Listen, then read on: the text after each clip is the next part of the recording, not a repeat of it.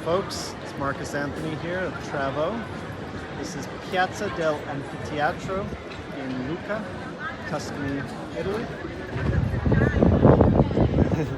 It's only me. And this square is pretty interesting. It dates back to 1st century, 2nd century before Christ, BC or before Common Era. And it used to be an amphitheater for gladiator fights. So back in those days, people would be fighting to the death, and this facility here, this amphitheater, would hold about 10,000 spectators. And so you can imagine it was pretty brutal back in those days. So let's take a look.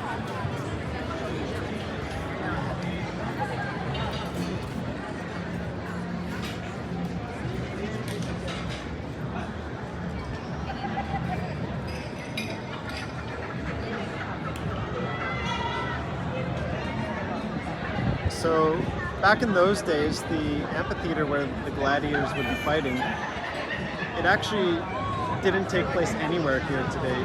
That original foundation of the sport as it was back then, it actually resides 3 meters down below the surface that I'm standing on today. So that's quite interesting. Through centuries and 2 millenniums, the ground level has risen, obviously through destruction or rebuilds and things of that nature. They just, rather than shovel out whatever they've destroyed or try to renovate, they just build on top of it. And so this square today is peaceful rather than what it was back then. People here gather nightly, daily, to have lunch and dinner, and it's a popular tourist attraction. And all of these flats, apartments, are mostly rented out for tourists. Not many people live here year-round. It's more of a tourist section here inside the walls. Inside the historical center of Lucca, we're inside the walls. And the walls were built around, actually the original walls were built by the Roman Empire. Again, a century or 2 before Christ. So it really dates this place, which is one of the huge draws of this location, because you are visiting history that is being respected by the city of Lucca. The building code here, if you were to buy a property, there's a lot of rules and regulations. You can't just modernize an apartment to, say, where I'm from. You can't modernize it to Vancouver standards. You have to respect the history here. If you want something modern in Italy, you have to go more towards Milan, which is more of a progressive city in Italy. But yeah, here you get the history, which is amazing. There's nothing like it, from where I'm from, certainly Canada. And it's many places around the world don't have this kind of history. It's pretty incredible. It's awe-inspiring. When you come here, you can really feel the sense of history. It's amazing.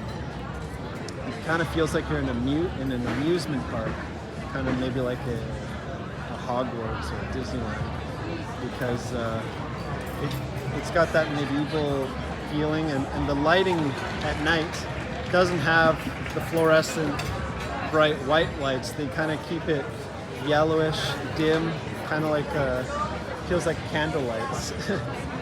And that's what they were using back then. You can actually see, there's a ceremony that they do during the Christmas time, where it's a procession of religious figures walking through the streets, and they turn off all of the street lights and they replace it with, not candlelights, but fake candlelights. Because real takes a lot of work now with all the candle wax and all that. But yeah, maybe if I'm here next fall's Christmas season, I will show that. It was quite interesting, actually. There's a lot of, here in Lucca, a lot of different festivals and different sort of ceremonial events and processions that run through this town, including September, which is very interesting, or actually November. Yeah, November. It's called Lucca Comics. It's really cool. It's kind of like a Comic Con that I would compare to San Diego, California, which is very popular. Every month, though, there seems to be an event, such as right now in the Piazza San Francesco. Sorry, they have a Lucca Summer Festival going on right now. Many artists are performing, including John Legend, and Celine Dion was going to be performing, but she postponed due to COVID, so she'll be here next year. But the finale of the whole festival is Justin Bieber, so that tells you the grand scale of it. Many other artists I'm not too familiar with, but they're all popular for today's times. So yeah, that was the Anfiteatro. I will show you more here in Lucca as time goes on. So till next time. Right now I'm on Via Falunga, which is one of the main streets, main shopping district streets. So yeah, I'll check out now, but let's show you a restaurant here. Lots of these kind of restaurants, just side streets, different crevices along any walking path, which is really neat. And as you're walking, you just smell food, you smell pizza, you smell pasta. And one of the famous steaks is the Florentine steak from Florence, but it's also here in Lucca. And they got tourists going by here, cycling through. There's so much activity, and the time right now is 10:22 p.m. So it's lively here up until around midnight, until 3 a.m. So, till next time, Marcus Anthony TRAVOH. Follow us on Instagram at travoh.travel. Visit our website, travoh.com. That's TRAVOH.com.